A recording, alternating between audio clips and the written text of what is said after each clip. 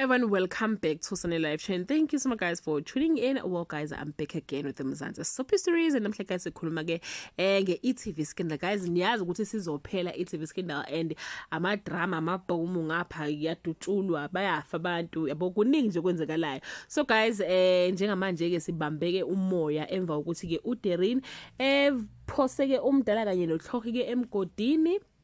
And usemdubulile ke umdala, guys, and umdala ufela ke indaba ukuthi ke wabulala ke umfowabo ke ka Darren, and uDarren ufuna ukuyiphindiselela. So guys, ufuna ubangcoba ke bephila bobabili benoHloki, but ke mangabe sicheka namhlanje ukuthi kuzokwenzakalani ke baveza ukuthi ke guys uHloki kuzoba sengazi ukuthi ke she is turning her back to umdala, ethi umdala vele akasi umuntu oright, asumuntu olungile, mina ngangimthanda umfowabo wangenza ngayibona ukuthi ngiyaphila nginempilo. And uDarren, guys, it's like she is buying the story, but because uTapes, I think uTapes is the last hope, because uTapes, guys, umdala umtshelile ukuthi uyakuphi.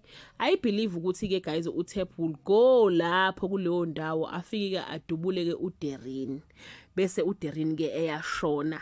I'm not sure ukuthi umdala ke na uzo survive yini, but ke mangabe uchecka ka ma-teasers angumake kuyavela ukuthi ke uTapes is alive, kuyavela ukuthi ke uHloki is alive, but umdala akaveli anyway. And ke guys bathi ke namhlanje shots are fired and death is on the card.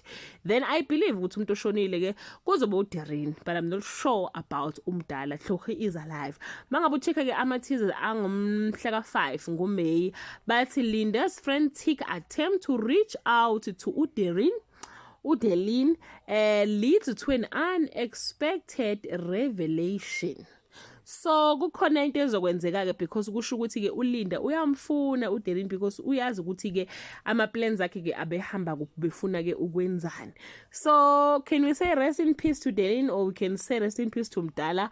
We don't know. We are about to find out today. So yeah, guys, that brings us to the end of this video. Do leave your comment below and share your opinion.